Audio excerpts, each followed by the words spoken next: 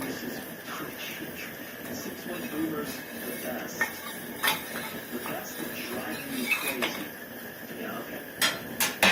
Nino says Robinson is Mariah Carey. It's a special Christmas tunes you can put in silence. Oh, terrible. Not right. That's why the arrogant balloons sucks. Every time we do about the codes. This one says, I don't think anything by Nat King Cole have been crying. Very different song to play on the radio, though. The codes? Yeah. Okay, the one. Kind of hard to make it a little bit. Just saying.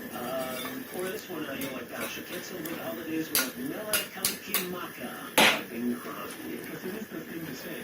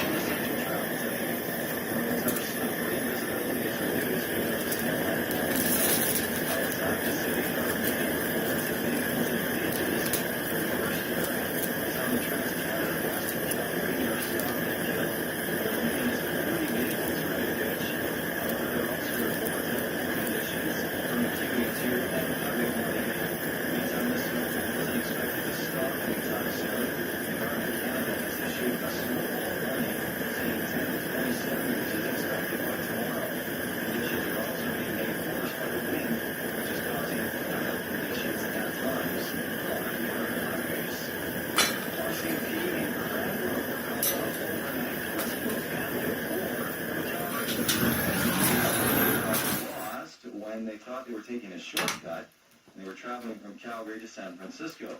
The father had to walk for an hour to get cell phone service to call for help. A warning has been issued about a man considered to be dangerous, possibly being in Calgary.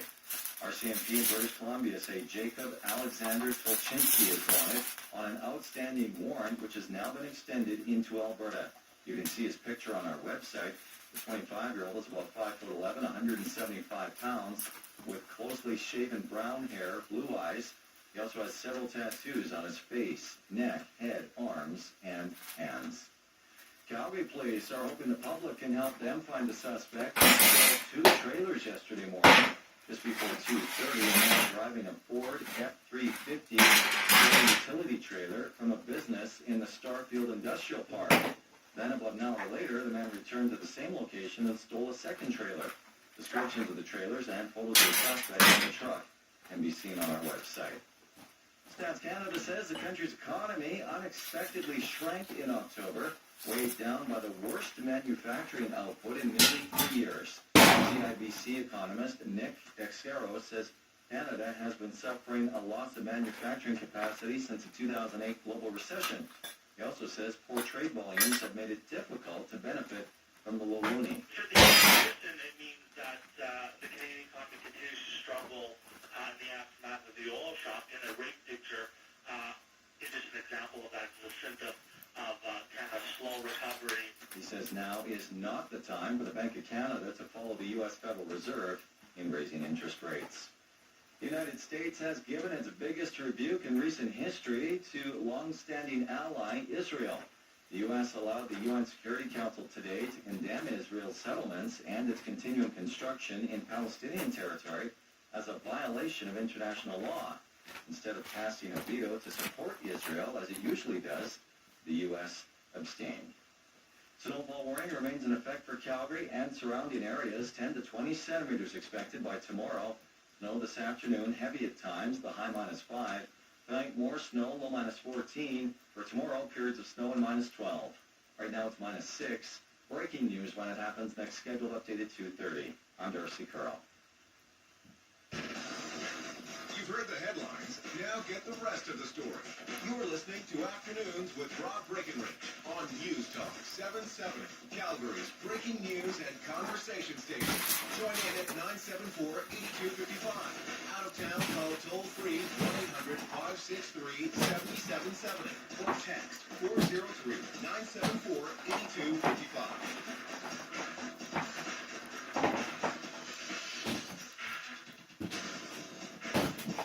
Here we go. Welcome to this hour of the program. Breckenridge with you. Afternoon on News Talk 770. Our final hour here today.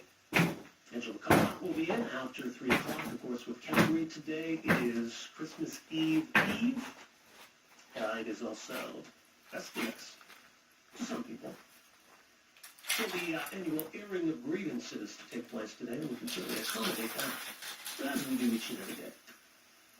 Now, later in the hour, there is news happening today. We're going to talk about this vote at the UN today regarding Israeli settlements.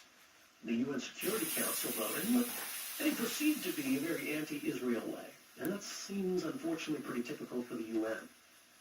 The U.S. could have, but didn't, veto this resolution. They did abstain from the vote.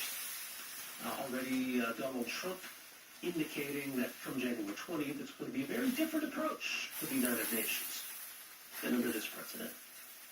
Which, as things Trump go, I'm okay with that. Talk about that at 2:30. I want to talk some Christmas movies off the top of this hour. An interesting conversation about Christmas songs, one in particular, but some of your favorites, some of your least favorites. The great thing about this time of year, the movies we watch each year, some of the movies we watch over and over again, each and every year. And I know you've got your favorites too, just like you got your favorite songs. Now this is interesting. There was a list published just recently at prettyfamous.com.